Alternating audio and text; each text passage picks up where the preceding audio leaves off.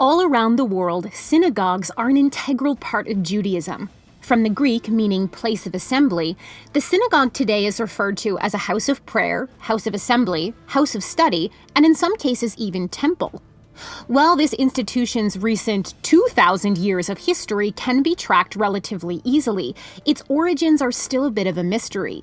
There are no mentions of synagogues in the Old Testament of the Bible, so it's commonly believed that synagogues must have developed after the destruction of Solomon's temple in 586 BC.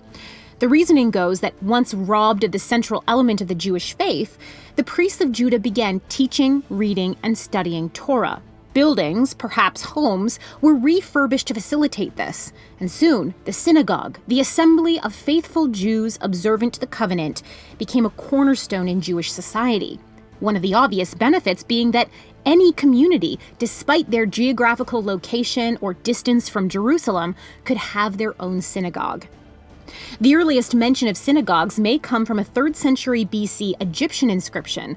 Beyond this, by the 1st century AD, synagogues were a part of normal Jewish life, receiving mentions by Philo of Alexandria, Flavius Josephus, the New Testament, and rabbinic literature. Amazingly, just south of the Temple Mount in Jerusalem, the Theodotus inscription was found. It once adorned a synagogue that lived practically in the shadow of the temple, demonstrating that the two establishments were not competitive. The inscription tells us that synagogues had been around for some time. They were used for studying the scriptures, as a hostel, and they kept water for Jewish purification rituals. Early synagogues seem not to have been associated with prayer, likely because of the temple's scriptural role as a house of prayer. The temple's destruction by Rome in AD 70 changed the function and focus of synagogues. Without a place for sacrifice, festivals, and prayer, the people turned to their synagogues and emphasized what they could do to follow God, the sacrifices of studying scripture and praying 3 times a day to correspond to the times sacrifices used to be made at the temple. The temple had been destroyed before, and Judaism had been able to maintain a strong religious culture.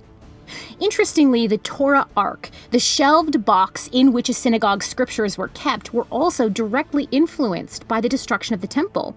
As synagogues changed to preserve the memory of the temple, the Torah Ark was treated to represent the Holy of Holies, called an Ark to reference the Ark of the Covenant, decorated with temple motifs and sometimes flanked with curtains, as was the temple's Holy of Holies. The orientation of the seating benches also shifted from a central focus to a Torah shrine focus, which was normally located on the Jerusalem-facing wall. Thank you so much for watching. We want to keep producing high-quality biblical content, but we can't do it without your support. If you feel called to support us, please click the link in the description under Donate. Your support really means a lot to us.